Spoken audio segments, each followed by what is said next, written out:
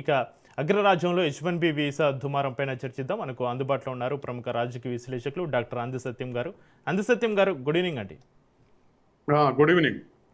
సత్యం గారు, H1B వీసాల fee పైన Trump సర్కార్కు మళ్ళీ ఎదురుదెబ్బ తగిలింది.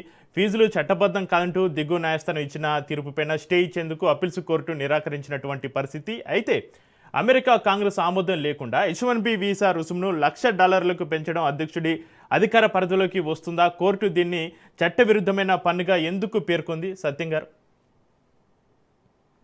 ట్రంప్ యొక్క ఆలోచన ఏమిటంటే విదేశీ నుంచి వలసదారులను నిరోధించాలనేది, స్వదేశంలోకి పెట్టుబడులు సమీకరించాలనేది. స్వదేశంలోకి పెట్టుబడులు సమీకరించడానికి విదేశీ దిగుమతులు రాకుండా టారిఫ్లు పెంచి తయారు చేసినటువంటి వస్తువులు ఎగుమతి చేయకుండా మా దేశం నుంచి తయారు చేయండి, కాబట్టి టారిఫ్ విధిస్తే ధరలు పెరిగి అమ్ముడు పోవు, కాబట్టి విదేశీ పెట్టుబడిదారులు అమెరికా పోయి అక్కడ ఉత్పత్తి చేయాలనేది టారిఫ్ యొక్క లక్ష్యం. ఇవాళ H1B వీసా యొక్క లక్ష్యం ఏమిటంటే అమెరికా వాళ్ళకే ఉద్యోగాలు ఇవ్వాలి, బయట వాళ్ళకు ఉద్యోగాలు ఇవ్వద్దు. కాబట్టి H1B వీసా ఫీజు $1,00,000 అయితే కంపెనీలు భరించలేక వాళ్ళకి ఇవ్వకుండా ఉంటాయి అనేది ఆశ. ఎందుకంటే H1B వీసాకు అయ్యేటువంటి ఫీజు అక్కడ ఉన్నటువంటి కంపెనీలు భరిస్తాయి.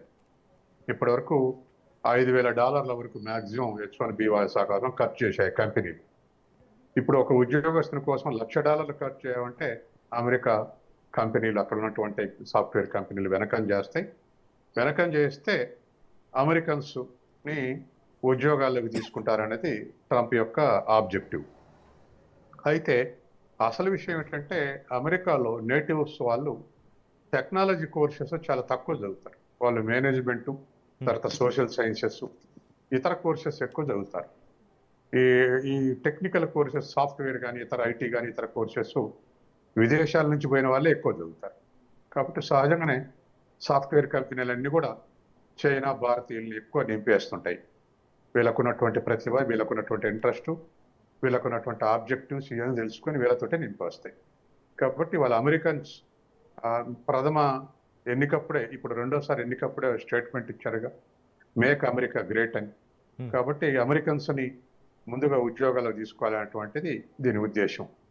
అయితే గతంలో ఉన్నటువంటి చట్టాలు, ఏ చట్టమైనా, పన్నుల చట్టమైనా, H1B వీసా చట్టమైనా, కాంగ్రెస్ అంటే ఇండియాలో అయితే పార్లమెంట్ అంటాం, కాంగ్రెస్ని సంప్రదించి కాంగ్రెస్ ఆమోదించే ఇటువంటి చట్టాలు చేయాలని చెప్పేసి గతంలో టారిఫ్ల మీద తీర్పులు ఇచ్చింది.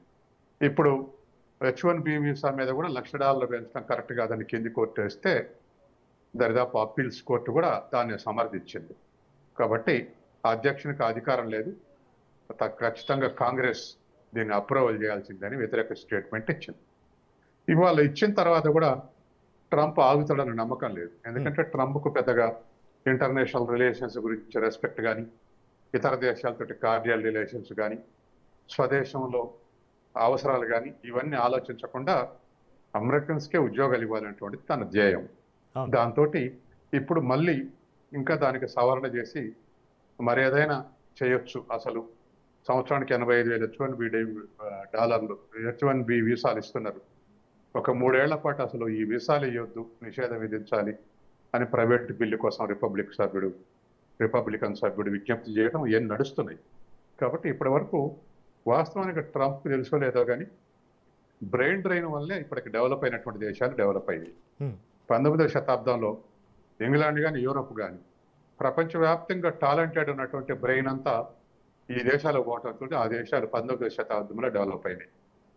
20వ శతాబ్దంలో బ్రెయిన్ డ్రైన్ టువర్డ్స్ అమెరికా వెళ్ళింది. కాబట్టి అమెరికా బాగా రిచ్ కంట్రీ అయింది. కాబట్టి ఎక్స్పర్టైజ్ని లేదా టెక్నికల్ కోర్సెస్ని, టెక్నాలజీ ఉన్నటువంటి వాళ్ళని అమెరికాకు రాణిస్తే అమెరికాకు మేలు జరుగుతుంది. కానీ వాళ్ళని నిషేధించి కేవలం ఉద్యోగాల ఆస్పెక్ట్ ఆలోచించి ఇవాళ రానివ్వకుండా చేయాలనేది అమెరికా యొక్క లక్ష్యం. కానీ లాంగ్ రన్లో ఏ దేశం గ్రో అవుతుంది అంటే టెక్నాలజీ ఉన్న దేశం గ్రో అవుతుంది. ఇప్పుడు చైనా మా దేశం రమ్మంటుంది, అంత టెక్నాలజీ ఉన్న చైనా మా దేశం రమ్మంటుంది భారతీయుల్ని.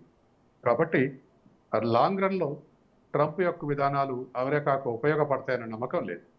షార్ట్ రన్లో మాత్రం కొంత వలసలు నిషేధించే అవకాశం ఉంది. నిరోధించే అవకాశం ఉంది.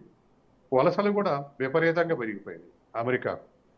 దరిదాపు అమెరికన్ సిస్టమ్ వాళ్ళని హానర్ చేసే స్థితిలో లేదు. కాబట్టే చదువు ఎంఎస్ అయిపోయినాక 4 years కాదు 2 years అంటే బయటికి రావాలనేటువంటి సవరణ చేశారు. గతంలో యూరోప్ కానీ ఇంగ్లాండ్ కానీ అట్నే ఉండేది. దాంతో అమెరికన్ యూనివర్సిటీలో గగ్గోలు పెట్టి మీరు ఎట్లనే 2 years ఉన్న తర్వాత వర్క్ వీసా 2 years మాత్రమే ఉంటే అమెరికన్ యూనివర్సిటీ చదువుకోవటానికి రావట్లేదు, మా యూనివర్సిటీలు అన్ని మూతపడుతున్నాయి, ఆదాయం లేదు అని చెప్పేసి ఒత్తిడి తేవటంతో మళ్ళీ ట్రంప్ 3 years 4 years అని ఆలోచిస్తుంటారు. కాబట్టి ఇటువంటి అన్నీ కూడా బ్రెయిన్ డ్రైన్ అనేటువంటిది పోయే దేశానికి ఉపయోగపడుతుంది. ఇప్పుడు మన దేశంలో ఒక ఎక్స్పర్ట్ని తయారు చేయాలంటే లక్షల కొద్ది డబ్బు అవుతుంది. తయారు చేసిన ఎక్స్పర్ట్ మన దేశంలోకి పోకుండా అమెరికాకు సర్వీస్ చేస్తుంది. కాబట్టి అమెరికా రిచ్గా మారింది.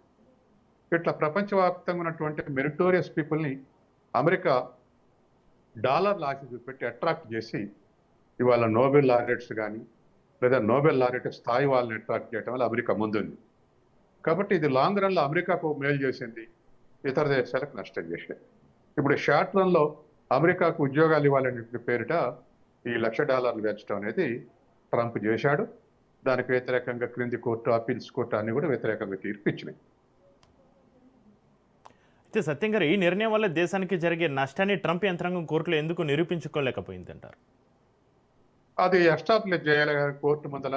అంటే విదేశస్తులు రావటం వల్ల ఈ దేశానికి నష్టం జరుగుతుందని ఎస్టాబ్లిష్ చేయాలి. అవును, విదేశస్తులు ఆ దేశం రావటం వల్ల ఉద్యోగాలు మన వాళ్ళని కోల్పోతుందంటే తప్ప అనేది ఒక కారణం తప్ప, రావటం వల్ల ఎక్స్పర్టైజ్ తక్కువైంది, లేదా టెక్నికల్ నాలెడ్జ్ తక్కువ ఉంది, లేదా వీళ్ళ వల్ల ప్రొడక్టివిటీ తగ్గుతుంది, ఇటువంటివన్నీ చూపెట్టాలి. అవును, లేదా డైల్యూట్ అవుతుంది ఎకానమీ, లేదా టెక్నాలజీ డైల్యూట్ అవుతున్నాయి, ఇటువంటి సాక్ష్యాలు చూపెడితే కోర్టు కన్విన్స్ అవుతుంది.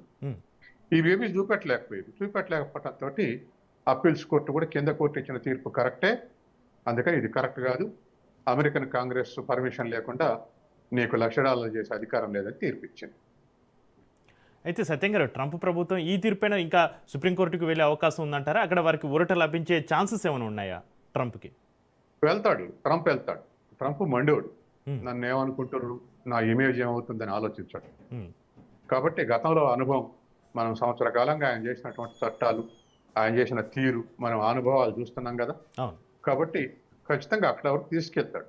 అక్కడ ఏమవుతుందని ఇప్పుడు చెప్పలేం, కానీ ఎస్టాబ్లిష్ చేయలేకపోతే అనుకూలంగా వచ్చే అవకాశం లేదు. విదేశీయులు రావటం వల్ల దేశానికి నష్టం జరిగింది, లేదా ప్రొడక్టివిటీ నష్టం జరిగింది, లేదా ప్రొడక్షన్ నష్టం జరిగింది, లేదా మరొకటి నష్టం జరుగుతుంది దేశానికి అనేది నిరూపించాలి. ఏవైనా డివిసిసివ్ ఫోర్సెస్గా తయారవుతుర్రు, ఇటువంటి సోషల్ కాజ్ కానీ, పొలిటికల్ కాజ్ కానీ, లేదా టెక్నాలజికల్ కాజ్ కానీ, ఇటువంటి కాజెస్ ఎస్టాబ్లిష్ చేస్తే అప్పుడు కన్విన్స్ అవుతుంది. ఇవే ఇంతవరకు ఆ పద్ధతిలో కింది కోర్టులో వెనకకు పోయింది, ఇప్పుడు అప్పీల్స్ కోర్టులో కూడా వెనకకు పోయింది. కాబట్టి అవి నిరూపించినంత వరకు మరి డిఫెన్స్లోనే ఉండే అవకాశం ఉంది.